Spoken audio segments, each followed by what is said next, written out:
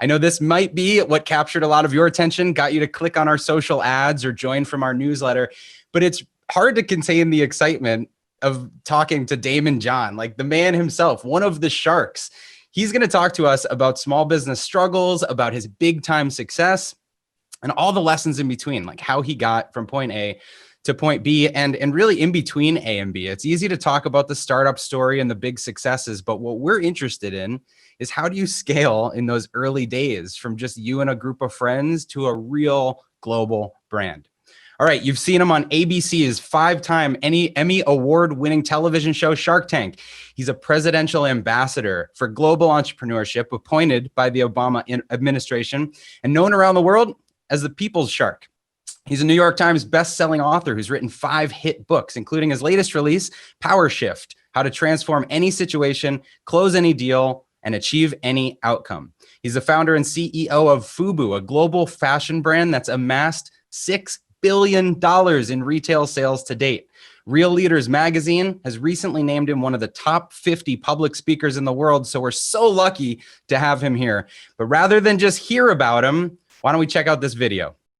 I've been an entrepreneur since the day I was born. Without further ado, here he is, the People's Shark, Daymond John. Daymond John, the founder and CEO of For Us By Us Fubu, and a panelist on Shark Tank, and the author of 3 best-selling books. An entrepreneur is somebody who thinks outside the box, and when everybody else says no, they say yes. Came from the hood. I can't design. I'm dyslexic. Got left back in 7th grade. All that didn't stop me. America's not about what can be done for us. It's about what can be done by us. When you start hearing the president talk about Fubu, Mom, I made it. Every week, over 6 million people tune in to see Daymond John and his fellow sharks fight it out on Shark Tank. I'll go 42. You can do it right now. Say yes, right don't now. hesitate. I'll do 42. The biggest investment is to invest in people. We have an idea. We know you are the man to come to. For me, I've always dreamed big. And so I called up my business partner, Daymond John from Shark Tank. I love him so much. I love him. He's so encouraging, and he sees that I could do this. It's all about bringing other people up the ladder the same way that I was brought up the ladder. I will guarantee to mentor you, but I will not give you the money at this time. Daymond John from Shark Tank out with a new book called Rise and Grind: Outperform, Outwork, and Out-Hustle Your Way to a more successful and rewarding life. You have to start today and do what you love. You're going to fail, but you're going to learn from that, and you're going to grow. We've got a shark here named Daymond John. A presidential ambassador for global entrepreneurship. Thanks for what you're doing. My quest right now is to change people's lives, have fun at the same time, and challenge people. You've just given back to the community in so many great ways. Real visionary. Daymond John! The king of branding. He is the leader, the pioneer. I love it. The American dream stole up. That's what it's about. It's about leaving with a legacy. Thank you. What's going on, Daymond? I love that you have the Sharknado bit in your speaker reel. That's perfect. That's history, man. History. I need a speaker reel like that. That's right? What I aspire to. All right. Well, here, Chris and I are going to be alternating sessions throughout the day for all of our attendees, but here's where I'm going to pop off and let you guys just dig in on this one. So I'm excited to listen in myself. Daymond, thank you so much for being here. It's a pleasure. All right. So Daymond, before we jump into this, I got to share a story. As soon as we heard that you were willing to do this and we got you on here, I started digging through the archives at my mom's house, and I found this picture. This is a friend and I at our middle school talent show, decked out in Fubu, singing "Money Ain't a Thing." So making it rain, Monopoly money. We had all the Monopoly money from 2 board games, but your influence made it all the way to the Massachusetts suburbs where I grew up. That is great. That is great. I love it. So I had to share that with you. Although I think I got mine at TJ Maxx. I couldn't afford the full price version. A sale's a sale, baby. There we go. All right, cool. So today, the theme of this event is all about scaling and growing a business. And you've spoken a lot about the startup phase. You've spoken a lot about your big time successes, but that period in between is where a lot of businesses fail and where a lot gets stuck. And so I want to dig in there. But before we do, Why don't we start with just the entrepreneur story? So every founder has the couple failed businesses or couple dozen failed businesses that they started before the idea that took off. So where were you before Fubu? Well, it depends on depends on what level and where. I want to just be very respectful of our time. Of course, I did a lot of little odd jobs as a kid, everywhere from 6 to about 16. But I think the two businesses that I had that one was definitely a failure. The other one wasn't. One was I wanted to sell cars, and I wanted to go to auctions and get crash cars and then get the parts and put it together and then sell it. And my worst scenario was, well, then I have an Alfa Romero or a Sterling car to drive around in until I put another one together and sell it, right? So now I was paying for my own car and I was able to sell it. But I was only doing it because I just wanted to make money. And, the great saying of, everybody has a plan until they get punched in the face. When I did my math, if I start off with one car and I bought it for 5 and I put 5 in it and sold it for 20, well, then in 2 years, I was going to be a millionaire because obviously I was going to double and triple those cars per month.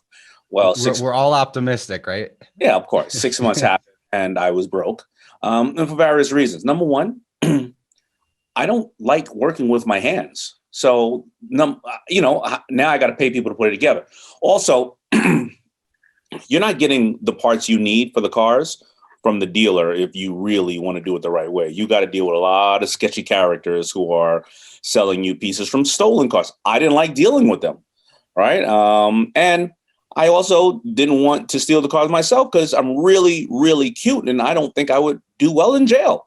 So, I closed the business. The next business after that, though, was pretty much like a livery service, a carpool. It was in our neighborhoods, we would drive the vans up and down the bus stops and we would pick people up or, at the bus stops or off the bus stop routes for $1 a piece. And, a good ride for about 3 hours all the way down from Queens to Far Rockaway. You can make about, people coming off your van, on your van, $80 a trip. And I love doing that. But again, I didn't have the Department of Transportation licenses. And, I was doing well for about 6 months. But then all of a sudden, I remember the DOT pulled me over. And when they gave me a ticket for $3,000, I had diarrhea for the next month. So I realized quickly after that was not a business I wanted to be in. I was doing the business 20 hours a day. And by the time I paid for insurance, by the time I paid for gas, by the time I paid for maintenance, and then by the time I paid 1 or 2 of those tickets, if I got one of those tickets a month, I was out of business. So those were my first 2 failed businesses. And then that eventually led to Fubu. But the story of getting started with Fubu was, if I remember correctly, you stitching together hats, right? And that's using your hands, I think, just as much as anything. So how did you go from piecing together cars and reselling cars to using a sewing machine? Is that a skill you just had? Well, it was a skill I had by necessity. I knew how to sew a straight line. So, right around when I was 10 or 11 or 12 and hip hop just really started coming out, there was a certain way to dress. And so I'll give you an example. As break dancers, you would want to pull the legs of your jeans in. So you'd either have to go to a tailor or mom showed me how to sew a straight line just to narrow it, because when they're doing windmills, you don't want the pants to hit together. Or if you're wearing a pair of jeans, we all like creases, but you can never get that damn crease the right way. And if you iron your jeans over the course of a month 10 times, now you have 10 little creases all in the jeans, and it's making discoloration, and you really look poor. So if you learn how to sew a straight line and make what we call a permanent crease in the pant, that works. So that's what I had to do. I took the fabric, and basically what I was doing was making like a ski cap. I would take a piece of fabric, fold it over, sew a straight line, and then put a string on the top instead of a ball to hold the cap together. So where'd the logo come from? I'm curious. Before you started stitching those on, is it something you drew out? Did you hire someone? My friend Sammy drew the logo for me. I paid him $75 for the logo. That's awesome. Mine cost $99. So I feel like we've all got that story. All right. So you started stitching hats. You made, I don't remember, 40 or 80 hats or something, and you started selling these. How did you just not move on to the next thing? Why wasn't this a shiny object? Well, the reason why I actually started stitching the hats was because I bought one of those hats, because not that I wanted to stitch it. I bought one of those hats for $20. And then my mother said, you can't afford that. Go get $40 and go to the fabric store and I'll show you how to make hats like that. So now you won't have to buy a bunch of hats. And when I went to the store, I wasn't thinking, I bought the same roll of fabric. So I had now, 40 hats that all look like striped candy canes, or 80 hats that look like striped candy canes. So that's why I said I was going to go sell them. I was trying to make them pay for themselves. You see, the same way I was trying to get cars to have a car and make it pay for itself and then sell it. It was the same thing I was doing. I was like, well, if I got 80 hats, well, then I can sell 70 of them and they just all paid for themselves. So it was Good Friday, 1989, 3:00 in the afternoon. I stood on the corner of a very, very busy mall, outdoor mall named Coliseum Mall. And I sold $800 worth of hats that day. And that day I realized, and getting to your question is, I realized that I made these hats with my own hands, and it was my ability to sell them and or not sell them or brand them or to tell people the value it added in their lives. And I realized that I'll never work for anybody else for the rest of my life after that day, because it was my destiny and it was my responsibility to take care of myself. And why should I ever depend on anybody else if I can do this every day? And that's what drove me to wanting to do the business and grow the business. However, I would close the business 3 times from 89 to 92 because I ran out of capital. But the business kept calling me back, unlike the crash cars where I was like, I don't want to go back to that business, or unlike the van business where I was exhausted. Every time I closed that business because I ran out of $500 or $1,000 or $2,000, somebody would say, I wore that hat or I wore that screen printed shirt and it made me feel so good. I've been looking for you. Where are you? How can I get more? And I kept going, yeah, I can make more. I should make more. And it called me back. So for those 3 years, when I think anybody listening needs to hear again that you closed the business multiple times, because sometimes people think they can't do it. They run out of money and that's it. They move on to the next thing. This kept pulling you back because the idea was good and the brand was good. Right. And so did you have in those early days any help, or was it just you for 3 years doing this?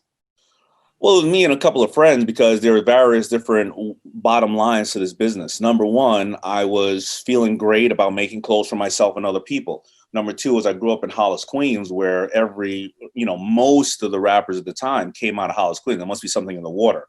Run DMC, LL Cool J, Salt and Pepper, 50 Cent, Ja Rule, Q-Tip, Lost Boys, Young MC, all these people came out of there. Now, I wanted to have access to the video sets where they were filming their videos.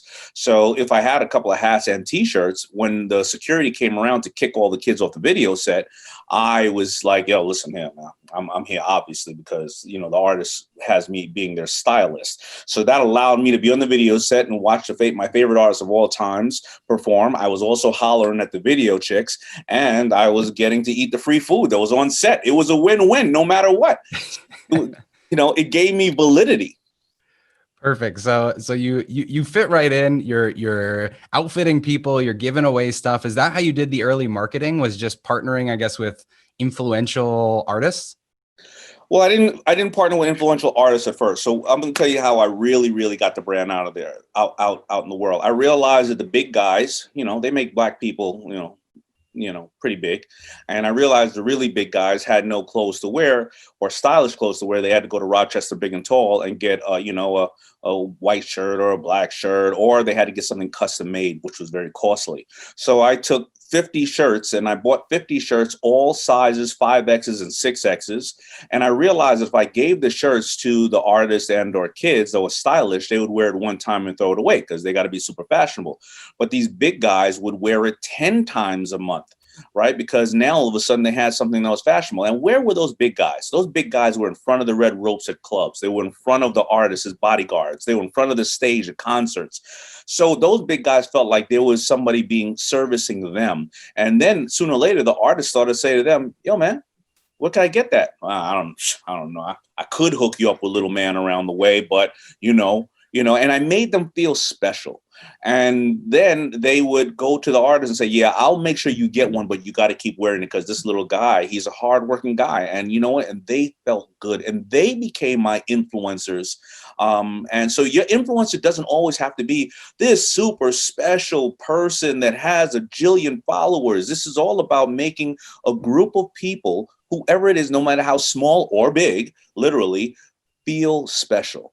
It's transforming somebody from one area of their life to another area of their life. So that's, I guess, what we would say now is a go-to-market strategy, right? Like in your investments, you probably talk to people. There's the tip of the spear. Like how do you get some super fans or raving fans out of the gates?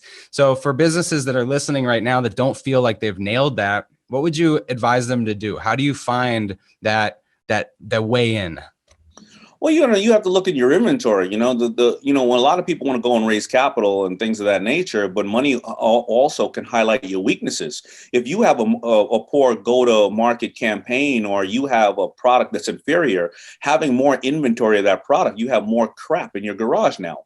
Or if you have a marketing campaign that is not converting, well, okay, it could be online. Well, take out a big billboard with the same thing on it. It's still poor marketing, right? You're highlighting your weaknesses. So how do you tap into, what is at your core and your resources right now? What was at my core? My core was very, very simple. I knew big guys that needed and loved clothing. I loved hip hop, and I knew other people felt bad about buying clothes from the other designers who used to say, I don't like you because you're African American. I don't like you because you love rap. I don't like you because you're supposed to wear 32, but you're wearing a pair of 36 of my Ralph Lauren jeans, and I don't like the way it looks. And by the way, I'm going to take your money, and I don't like you. So what did I find? I found a person who said, I just want somebody to love me for me. I want to know that when I look at you and you're across the street, and whether we know each other or not, you're wearing Fubu, I know the music you like. I know the clubs you want to go to, and I know what you aspire to be. So how do you find that in your customer? And you need to start off with 2 customers.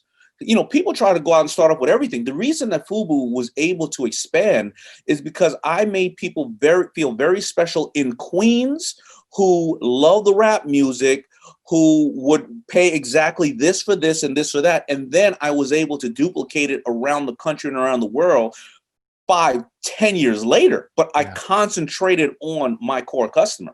So you knew your core customer from the very beginning. And I think what I hear from a lot of businesses is that they'll sell to anyone that'll pay, right? And you end up with all of these customers, and then they have to narrow down their focus. Were you focused from the very beginning, from the outset? So that's a really good point, right? Yes and no. I knew my customer, but I didn't know my business, right? Because I started off like all designers. You want to go out there and you want to start off with a wide breadth of product because you want to seem like a collection. That's what you should seem like. Right. But when I started off with 10 color shirts, I realized that 60% of all sales in fashion is black, 20% is white, and in between is the middle. So you know what? Now I have 3 colors of shirt. I started off with 10 logos. Only 2 of the logos was really the 80-20. Yeah. I got rid of the other 8 logos. I realized that my screen prints would sell for $39.99 and my embroidery t-shirts would sell for $49.99. So I never altered the price on that. And all kids at that time, they were wearing XXX. No young man wanted ever to be in a medium shirt. He never wanted to be called small. So what I do, if you were 110 pounds and you really wore a small, I cut the small out and I put XXX in there for you just so you could feel good about yourself. And that's how I started to home in on, on my pricing, on my colors, on my deliverables, and on my sizing. And that's how I started to expand the brand. It worked for me. I think I was a large in Fubu and a small in Champion or something like that. So I like that. Now, as you were growing and you were building up the product quality kept getting better, right? You were sourcing better types of clothes. I know a lot of businesses struggle with this. How do you balance investing in quality versus just driving sales with the best margins? Well, it depends on what you're selling and how you're positioning yourself. Listen, everybody thinks that, not everybody, but some people believe that you need to be luxury. You need to know what you're selling for and why is a person delivering it. Now, I'm going to keep talking about clothing, but I could talk to you this about travel or services or anything else.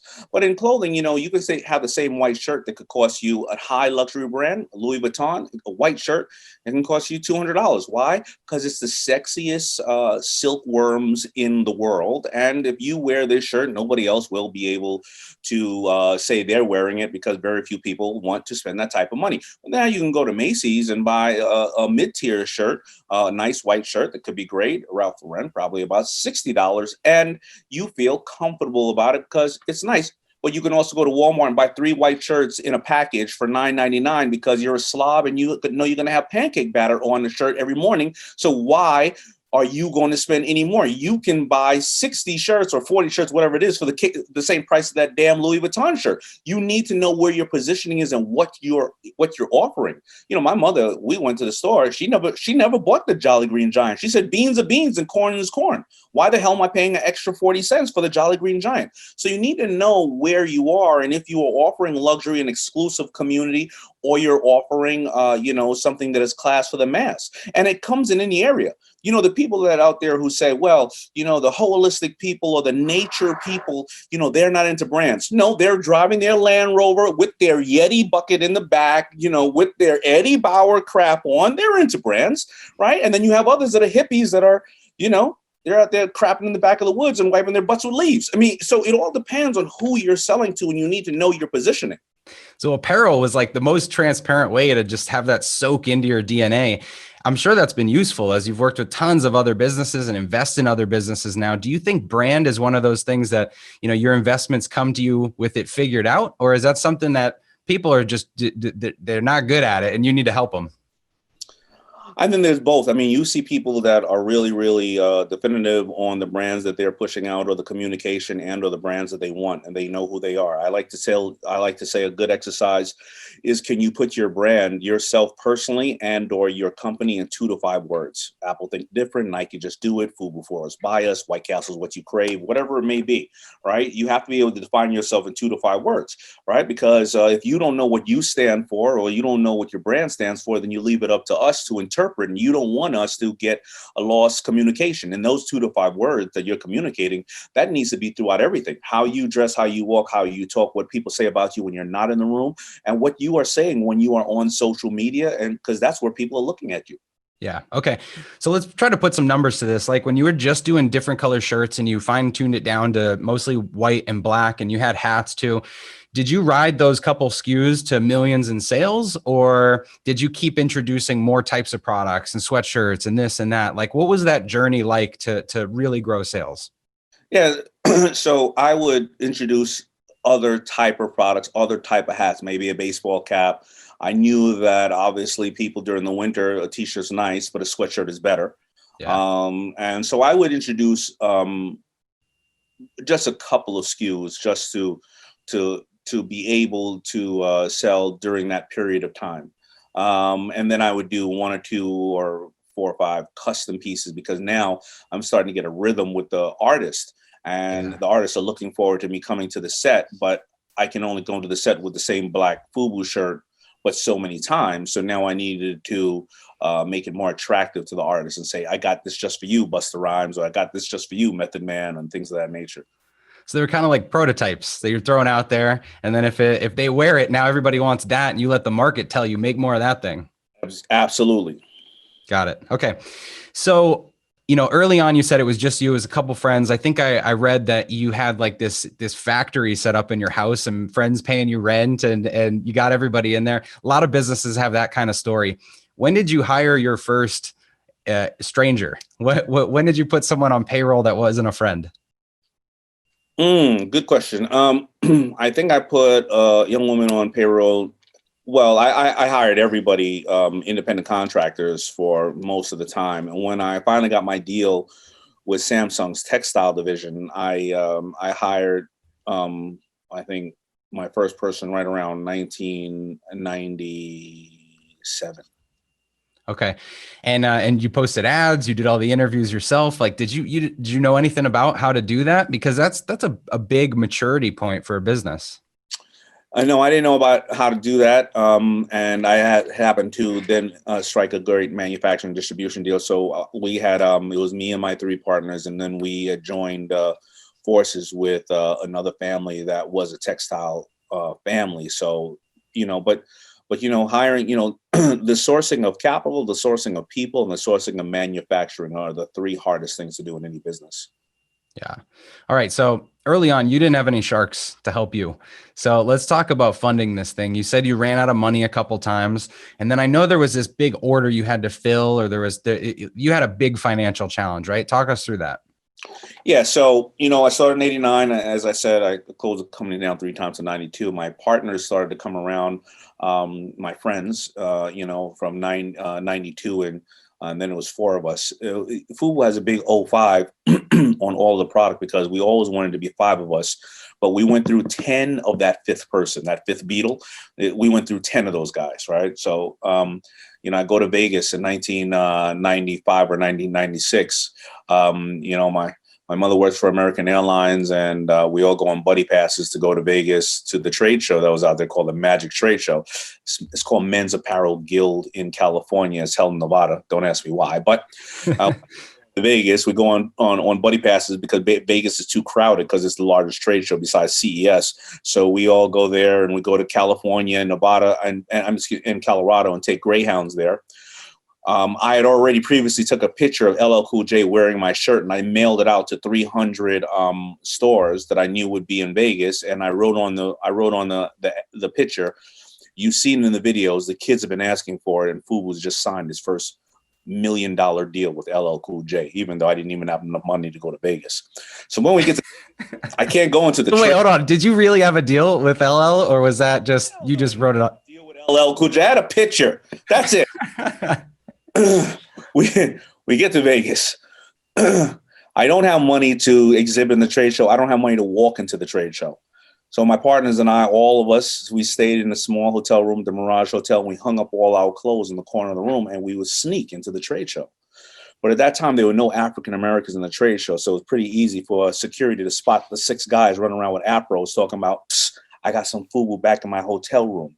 Why don't you come to my hotel room for some Fubu? Hotel room, we wrote $300,000 in orders because we had already built up this growth because we were putting T-shirts on wrappers, and really the same 10 T-shirts on wrappers, but over 2 years, right? And we had this demand. We come back, I get turned down by 27 banks. I don't have financial intelligence. I'm not a shark at that point. I don't have a shark advisor. So my mother said, listen, if you really have these orders, why don't we do this? Why don't we take all the money we can out of the house? You then manufacture the clothes and you deliver the clothes. My mother goes and gets a $100,000 loan on my house. I have no idea how, because my house is only worth 80. Till today, I haven't asked her what she did for the rest of the money. My mother moves out. My friends move in. I take all my furniture. I sell all the furniture that I can't. I sell all the furniture I can, and I burn everything else I can because I need to make room. I move sewing machines into my house. My friends and I sleep in sleeping bags right next to the sewing machines. I rent out the 3 rooms to strangers for $25 a month, and I go work at Red Lobster.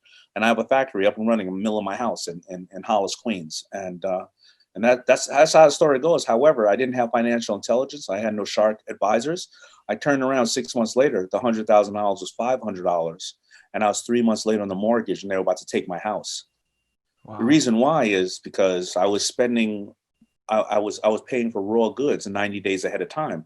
I was paying for a staff. I was paying for shipping. I was paying for utilities, and my accounts receivables, they weren't paying me for 30, 60, 90 days. Massive cash flow problem. Yeah, it's the float. Yeah. So how did you deal with that? The mortgage money only got you so far. So where'd the next financing come from? Good old mom said, I have a great idea. I need $2,000. You need a strategic partner. You need OPM. I said, OPM, isn't that what we just spent? The bank's money? She said, no, OPM could be many other things. It could be other people's mind power, manufacturing, marketing, mentors. You're making money off the clothing brands that are disrespecting you because that's other people's mistakes. I need $2,000. I go to Red Lobster, back to Red Lobster, and I sling as many of those damn biscuits as I can. And after I come home with $2,000, I give my mother money. And I said, Here you go, Ma. What's that brilliant idea? She takes the money, puts it in her pocketbook, and says, I'm going to take an ad out in the newspaper. And I said, that's got to be the stupidest thing I've ever heard in my life. Ma, give me back my money. I forbid you to do it. So you're married, right? Yes. Whenever you tell your wife, if you're brave enough, that you forbid her to do something, what does she do? She does it right away. That's how the ad went. I'm smart enough not to ever say that, but she would do it. Here's how the ad went. Ma, I forbid you to do it. Okay, here's how the ad went. $1 million in orders need financing. 33 people called that ad. Now, 30 of them were named Pookie, Laquita, Quaqua for short, Sal the sausage, Kevin O'Leary. I mean, blood-sucking type of people. But 3 of them were real, and one was Samsung's textile division. I would do a deal with Samsung's textile division, and the terms were that I would have to sell $5 million worth of clothes in 3 years to keep the deal because of the supply chain they were going to set up. I did the deal, but because I learned all those mistakes small about my customer, who they were, that they would pay 99 for this, but not 110 for this. They love this color, they love that color. I did $30 million worth of sales in 3 months, and then Fubu was on and popping. Wow. Okay. So, that feels like such an easy A to B. They fund this deal. We do 30 million in sales. How did you convince them that, you had $1 million in pre-orders or 300,000 in pre-orders or whatever it was, and you were going to go to 5 million in 3 years? Like, what was your sales pitch at that time? They were looking for designers at the time because they realized that the urban market was becoming pretty popular. And I had 2 forms of sales pitches for them. Number one, they were selling at that time bubble coats, and they were doing about a $30 million business. And I said, well, what are you doing with your factory lines during the summer? They said, nothing. I said, well, you have distribution, you have manufacturing, you know the buyers. Why don't you just put my jeans and t-shirts in there during that time? They said, that sounds good. But they also said, are you a good designer or not? Because we're looking at various different people. I said, I'm not a designer. They said, well, then we don't want to, you got to do something. They said, what makes you so special? Right. So they gave me a bubble coat, a black bubble coat, the goose coats. And they had another guy in there named Benny Miles. This was his name, and he was a great designer. They gave him a bubble coat. And they said, I want you guys both to take those coats home and redesign them and do the best you can with them. We come back the next day. Benny puts these little strips of yellow in it, and it looks like a beautiful bumblebee. And, at that time, 90s clothes were really loud. I was like, wow, that is a great coat. I bring my coat in, and they go, well, where do you do your coat? I said, here. And I put a picture of another rapper wearing my clothes in the coat. And I said, this is what I did with it. And they said, well, we want you to design something. I said, this picture right here, this rapper in this video is worth about $2 million worth of advertising. You can like that coat all you want over there. Who's going to pay to advertise and market that coat?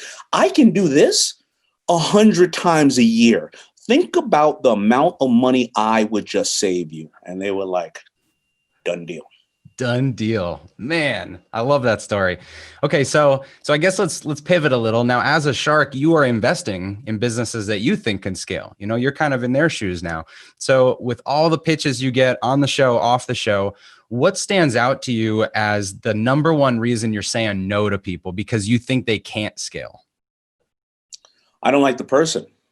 I don't like the person for various reasons. I may like the person themselves, but they're making statements that are not realistic. This is a $50 billion market. And if I only get half of 1% of the market, I'd be a millionaire. All right, well, then that's not on any basis of facts. That's just hopes and dreams. Yeah. Or say, yeah, I'm doing the business because I want you to be part of it. And I think you can help me with everything. Well, if I can help with everything and I was perfect, Fubu would be called Nike. That's not the case. I am not perfect. And don't use me as a crutch. When people pitch a business to me that I love, and any of the sharks love, they kind of tell you the story about how this train is going to leave the station with or without you. And if you want to jump on, we would love for you to jump on. But we're moving and we are going to leave this station with or without you. And it's up to you. And those are the things that, because you got to remember, it is my time. Successful people, and I'm not talking about me, I may have a level of success or not. The more successful people are, the more they say no. Because it's the opportunity cost. You know, the more time I'm spending working on your business is the less time that I'm with my family or spending time on my business. I don't need to deal with, you know, they don't, when I send money over to the market, they don't go and dust off Steve Jobs and come and ask me for any advice or have any problems, right? I send my money over to Shopify or Tesla, any of that. So I can make money off of other brilliant minds and brilliant people right now, right? So why do I need to deal with you, right? You know why I want to deal with you on the good side?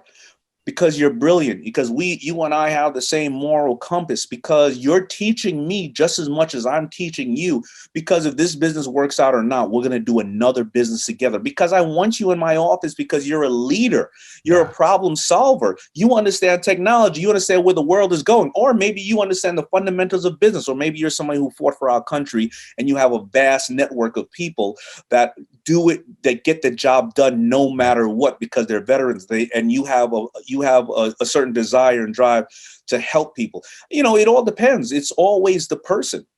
Right. Always the people. And so for people listening, you know, if they're trying to get money, you know, it's about them, it's about their story, it's about their execution, but it also applies, I think, if you're hiring people, anybody that's working for a company, it's so about the person and how much they're going to bring, because just like you with an investment, an employee takes up time too, and you want to work with people you like, right? 100%. Your resume gets you in the door. After that, can I be on Zoom or sit next to you for 8 hours a day, 5 days a week for the next 5 years of my life? Yeah. When my businesses have failed, or my communication with employees have failed, I notice it's because we don't want to communicate with each other. You know, that's just the reality of it. And we've all been in that situation and especially now, right, where we're all talking to each other on Zoom, and you have other people around you, or employees or coworkers, and you kind of just never want to communicate with that person. You sooner or later get that feeling like somebody's leaving one way or another. Yeah. You know how it is. And it's just the reality. People don't want to know, you know, people don't want to face the reality. We're human beings. Right. You can sense it. I'm curious, did the initial pack of friends that you started Fubu with, did all of them last forever in the business, or did you have people that were great for one stage and then it didn't stick around for the next stage? Well, so the founders we're all still together. My other three partners, we love them, you know, we love each other to death. We are brothers that fight all the time, just like a family. But yeah, there are people that we grew in the business and they either moved on because they felt that they were tapped out on our side, or they had better opportunities. Yeah. You know, through my doors that we looked at over the years, and it's not a massive amount of people when you think about larger companies, but 2,000 people I've employed through my career. And some have gone on to have really, really great careers, which we're very excited about. And some we outgrew as well. And some were their worst enemy. Okay.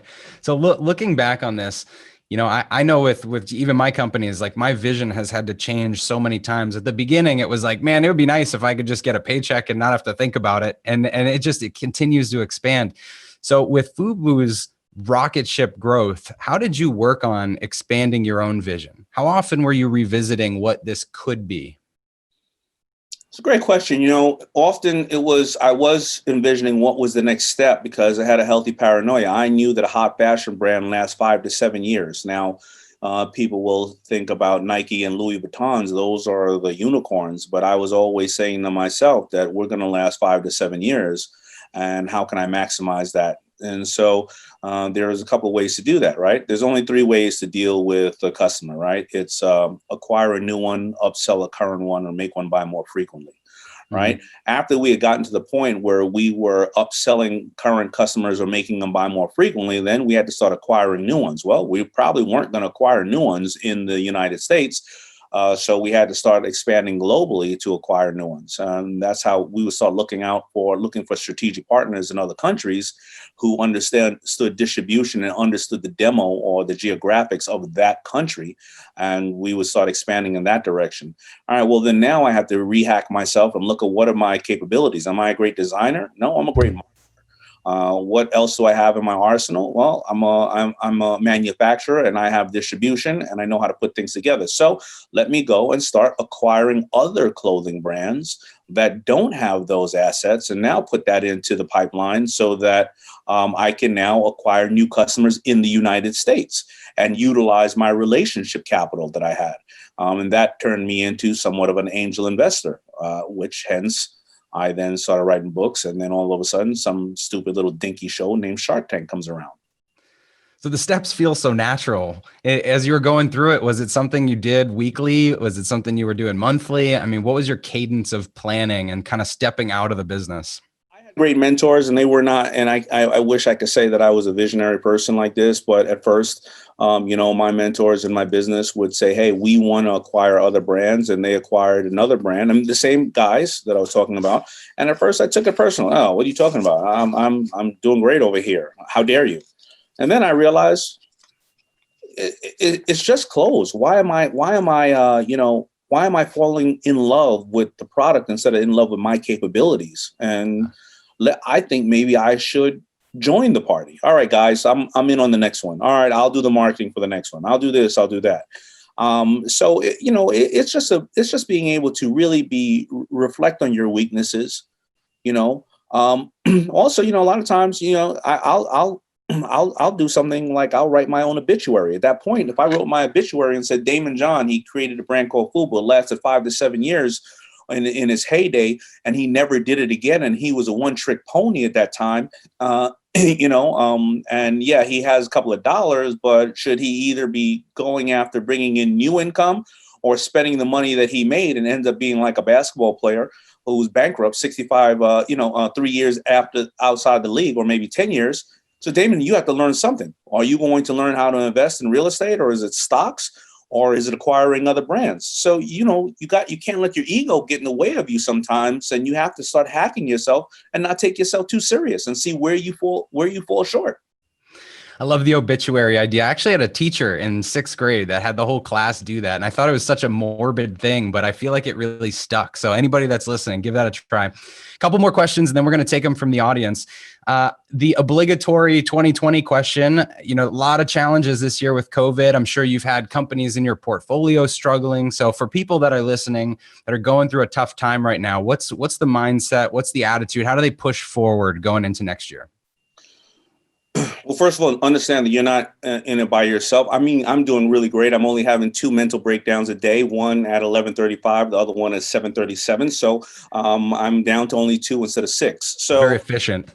Exactly. And I want to make sure that that, you're not going through this by yourself. But, listen, what my mentors shared with me, and I'll share it with you, it was almost 50 world-changing events since the Declaration of Independence was signed that people thought the world was going to stop or be over, whether it was a president getting assassinated, or planes crashing into buildings, or civil rights, or whatever the wars have been, or the Spanish flu. So things are always going to happen, right? What can you do with yourself today and take inventory of yourself? Is it the time? Is it the cash on hand? Is it the fact that you don't need to travel 4 hours a day anymore on a round trip back and forth to work? Is it the fact that you can take care of your nutrition, or spend time with your daughter or your wife or your husband? What's in your Rolodex? Who can you call now, that you have not been able to call in the past? If you would have called somebody, and I love telling everybody this, if you would have called somebody 9 months ago, you may have said, oh man, when I call the person, their company's not going in that direction. They weren't available. They were on a plane, train, or automobile. Everybody you call right now is on their couch fighting over the remote control with their significant other, drinking a bunch of Tito's and eating Cheetos and wondering how the hell am I going to get the hell out of this house, and what am I going to do next? So you need to check into your inventory of what you have. Also, your business. What is the business that you are in, right? Was I in clothes, or was I in a lifestyle? I was consulting a gym owner probably about 6 months ago, and he said, I'm in the gym business, and I need to get memberships, and I need to be able to get people in my gym. You're not in the gym business. You are in a healthy mindset business. So take machines and send them over to the members. Right now, they have those machines, and that's part of their membership. Go down to the store that sells the Lululemon type of clothes, who is shut down because they can't get people in their store, and tell them to offer all your members 20% off all of their products, and you get 10%. Go to the Healthy Juice store and do that. Do me a favor and start having workout classes on your phone through to them, like Peloton, because you got to use what is already out and people are getting used to, and have some cooking lessons being done in your gym as well that are on the cell phone. The guy's membership went from 2,000 people to 4,000 people. Wow. You got to understand, what are you really selling? We all know the story of McDonald's. They're not selling hamburgers. They're selling real estate. You know what I mean? Right. best real estate in the world. So you got to understand those things and also talk to other people. Be honest. You know, here's the best thing and the worst thing about COVID. Everybody's going to give you a free pass on if you are going through shit right now, because they're going through it as well. And be able to talk to people about it. You can't believe how many people you will start to realize are willing and want to help you and or do things with you or refer you to somebody. Yeah, such a great point. It's a low bar this year. And so if you could take inventory of what you've got and build forward, you can make something of it. All right, last question, and then we'll get into questions from the audience.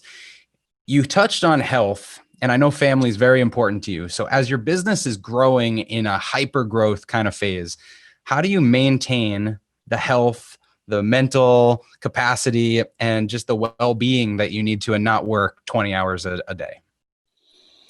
You know, it all depends on the stage you're at in your life. That was really what my book Rise and Grind was about. It was about calculating and being very, very disciplined about every hour of your day and what is your priorities. So, you know, the Daymond John at 22 years old, I would sleep 2 to 3 hours a night. I would eat pizza and work all day at Red Lobster and work all night on Fubu. I was able to do that. I didn't have a child to go home to and various other things. So you have to prioritize what is in it for you. Now, you do have to sacrifice if you feel it's a necessity. I don't have to sacrifice that much anymore necessarily in my life, but I still have my day written down by the hour. And what I do is when I write down my days, my schedules, I write down what I want to complete first. And then I fill in everything, because what we traditionally do is we normally write down the plane, the train, the automobile we need to be on, the Zoom call or the conference we need to be at, these meetings, and then the 2 dinners after work that with clients that we don't even really want to speak to. And then we don't get home to see our wife or our child or various other things because they're an afterthought because we're getting too comfortable with that. I don't do that. I write down exactly what I want to do. And in the morning when I get up, for the first hour of my day when I'm reading my goals, I do not look at any emails and I don't look at social media. Why? Because if you go on to social media, first of all, everybody you see on social media is sexier, skinnier, and richer than you. They're just as screwed up. They're just saying that. And if you open your emails, everybody is telling you their problems and you're allowing everybody else's problems into your life. I've never gotten an email that says, you know, the problem we had yesterday, it's over with and I'm sending you $5.7 million. I've never gotten that email. It's somebody else's problem. So I prioritize the first hour of my day on what I want to accomplish with my health, with my family, with my career, and my well-being. Am I perfect? No. Do I read an email or two or open the phone when I shouldn't? Yeah. Do I slip up? Yes. But at least I have some level of a navigation or a North Star on how I should operate. Got it. I love the intentionality there. So, I like to say that you build your business around your life instead of your life around your business, but there's seasons to that, right? Sometimes you got to go hard and you need more capacity to get the business where you imagine it could be. All right. So we've got some great questions here. I'm going to start with a question from Troy Royster from Maintenance One. He says, how do you maintain your company culture as you scale a business? Very, very good point and very, very hard. So you should be writing down what the culture is, and this should be the manifest of the culture. Again, 2 to 5 words, right? For us, by us, and write down the 5 or 10 beliefs that your company is at. But make sure your upper management and or whoever you hire believes in the same thing. I mean, because the fish, stinks from the head, so you need to do that. And, try to have an open door policy. I know that I don't want to employ 300 people anymore, because once you get over the past 120, you actually stop knowing people's names. And I realized that I started businesses and I wanted businesses where people never felt they were held back because of their gender, color, creed, sexual preference, or anything else like that. And sometimes when you have massive amount of people, which I have a huge respect for people that can mobilize 2,000, 10,000, 100,000 people in unison.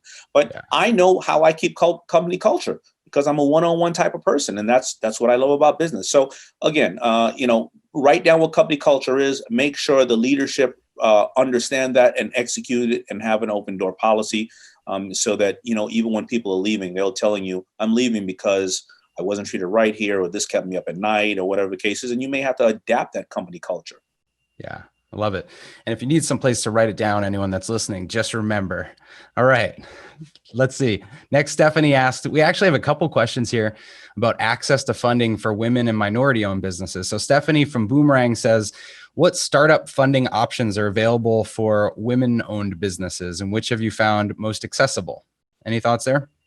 No, I don't really have an answer for that. I mean, I just did something called Black Entrepreneurs Day, where we gave away $250,000 worth of grants to people of color, and I just did with Lowe's as well, where we gave away I think up to $75,000 to minority-owned businesses, whether it was LGBTQ, veterans, females, or people of color. You got to, every target is different. And I think I'm going to go off on a little bit different tangent when it comes to this. A lot of people, they spend a lot of time looking for funding, but they don't realize what the criteria is of the target. Right. So let's say you're a female. There's going to be female business. There's going to be female grants out there. There's going to be female angel investors. There's going to be female VCs. Now, you got to know what is the difference between any of them.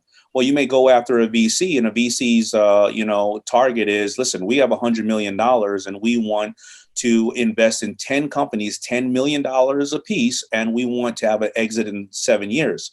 Well, if you want to raise $1 million, they're never going to give it to you because they don't want to write $100 million checks. And they're a VC and they want a liquid exit, right? And they know that 2 out of 10 of their companies are going to exit. But if they're an angel investor who says, I want a company that my wife already does lotions and she needs help, but she also wants to, save the turtles at the same time. And I want to invest in somebody who can help her with a great idea, who has the same compassion as her. So you need to know who the targets are and what, to go and seek funding. I think someone just joined. Snoop? I don't know what's going on. We'll see. All right. So along the same lines, Sherrod Rogers asked for Black or Brown business owner. Is there a best way to solicit capital? So do you have different recommendations there? No, it is the same. And especially, listen, we're at a time when there's heightened awareness about marginalized communities. So right now is a great time to solicit capital. I mean, I know that Chase and JB Morgan have just initiated a $30 billion initiative to invest in Black and brown businesses and various other things. And I think there's 100 other companies doing so. And their budgets are opening up right now for next year. So you would just really have to do your homework. Got it. Okay. Fun question here. This is from Leah. She's a daughter of one of our attendees, stayed home from school today to watch you because she was so excited. Big fan. Do you have any advice for future entrepreneurs right now? So what can the kids be doing? Learning financial intelligence is extremely, extremely important. And I'm going to answer Leah's question. I don't know how old Leah is, but the school system does not teach financial intelligence. It does not teach what taxes are. It does not teach, how to use taxes. It does not teach how to grow businesses. The school system should be doing that the same way they teach shop. Most of the people here on this Zoom will probably not ever need to build a birdhouse, but everybody will need to be able to balance a checkbook. And Leah is going to have the challenge of going to a college, and without any financial intelligence, she's going to have the ability to borrow $300,000 in school loans and debt that may last her till 45 years old. Now, the kids graduating college today, 50% of them will retire with a job title that does not actually exist today. That's like telling somebody 20 years ago, you're going to be a drone operator or a social media manager. They would have said, what are you talking about? That's crazy to think about. Right. So how do you go out and without financial intelligence and go borrow $300,000 for a school system that's broken, and 50% of the things that are being taught today, you will never need. So you need financial intelligence. And, for the parents right now, the reason why you should teach financial intelligence to your kids is I want you to be greedy. I want you to be greedy about this fact I'm going to tell you. And when you reflect on your life with your parents, you're going to know that this is real. If you don't teach your kids financial intelligence, the facts are that your kids will spend 2 times more than you do taking care of you than you took care of them. So unless you want to be at an old folks home wearing a diaper by yourself, you got to teach your kids financial intelligence so they can take care of you. Wow. crazy fact, incredible advice for any parents listening. Daymond, I know when you were a kid, at least a teenager, you were soaking in that knowledge, right? What were the programs, the books, the things that what inspired you when you were a kid? Getting information from anywhere and everywhere. Reading, I'm dyslexic, so reading was always a challenge, but Tony Robbins, 7 Days to Power, Jay Abraham, who is my mentor now still till today. He was not my mentor then. I just read his books. Napoleon Hill, Think and Grow Rich, Robert Kiyosaki, any book that I could. But I didn't have the internet when I was growing up. I'd have to go and look at dusty encyclopedias and various other things that were outdated.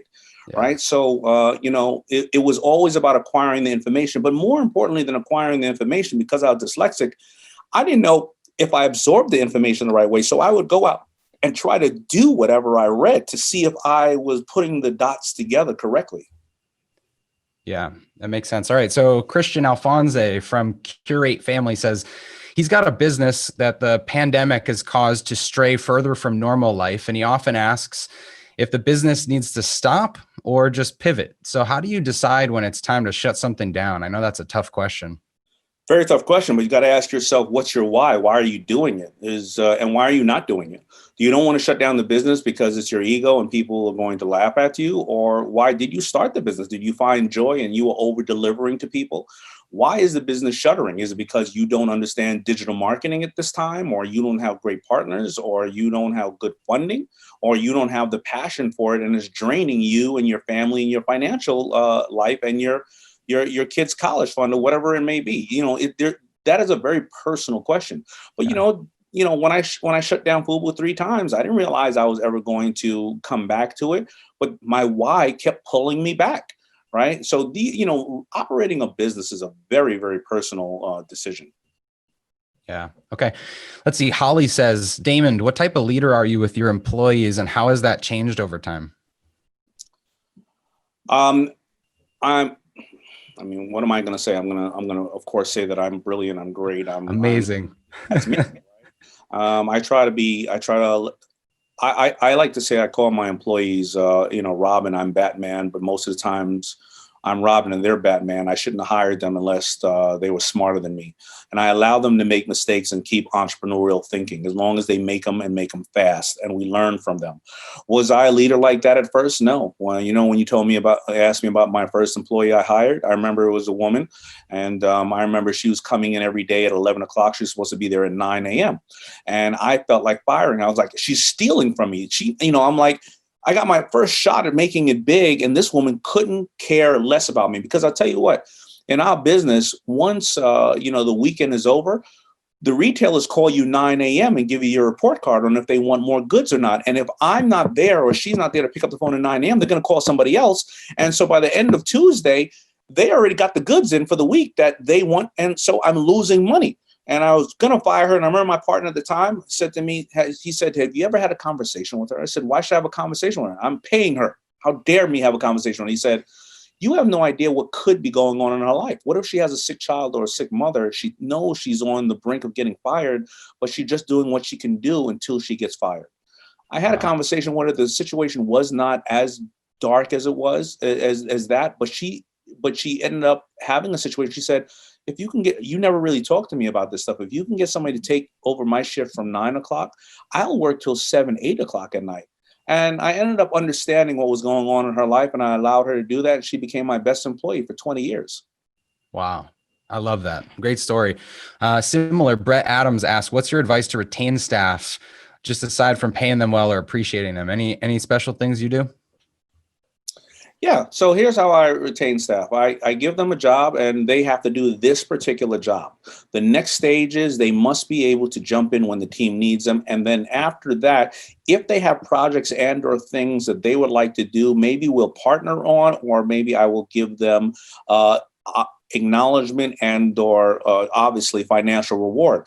There was Columbia did a study, and they said that people rather acknowledgement over money and sex.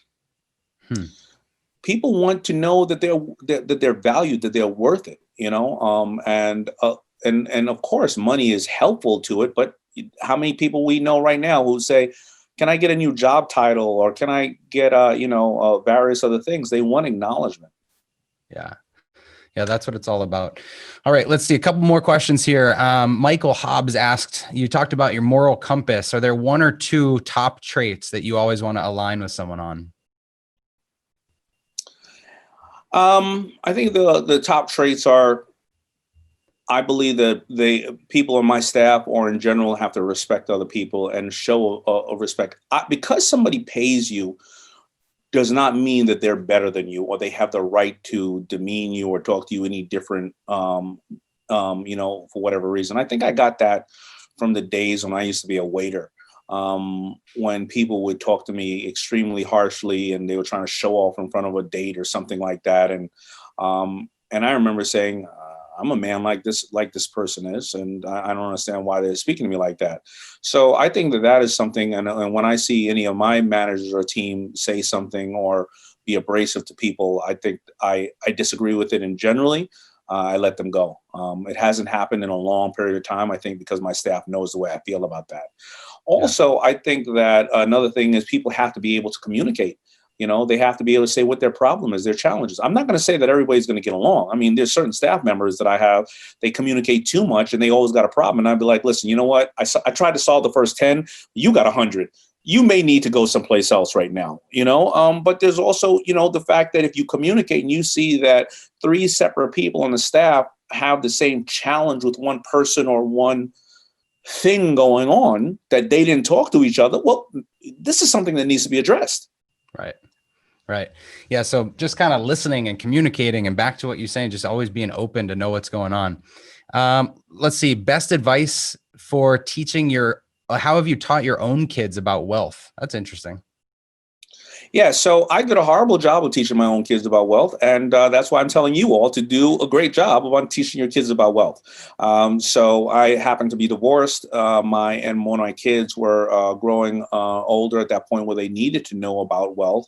My ex-wife and I didn't have a great communication about it. So don't be Daymond and don't screw yourself.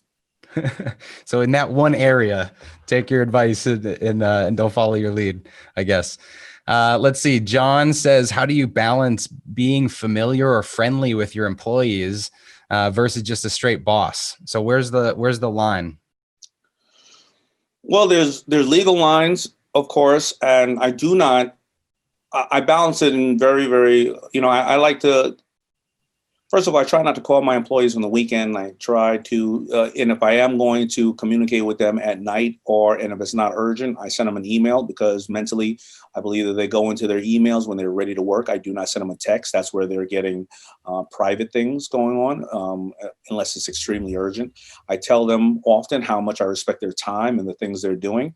I do not hang out with them. The ones that the ones who are on the road with me, we have a different relationship. I also am very firm, and I do share with them. I've had to let a lot of friends go. In my past, when I had Fubu, and I still have Fubu, obviously, but I hired a lot of people that I went to high school with, people I worked at Red Lobster from the neighborhood. I knew their parents, I knew their kids, and I loved them. And but I was very clear with them when they were going in the wrong direction, that I don't want to have to let you go, but if I have to let you go, I'll fire you on Friday. You're welcome to the barbecue on Saturday, but I'm going to fire your ass on Friday. So I think, again, it's communication, but I try not to get too friendly with them in regards to let's go to dinner all the time. Let's do this, because there's 2 different ways. Your employee may not like you. They may respect you, but they may not like you, right?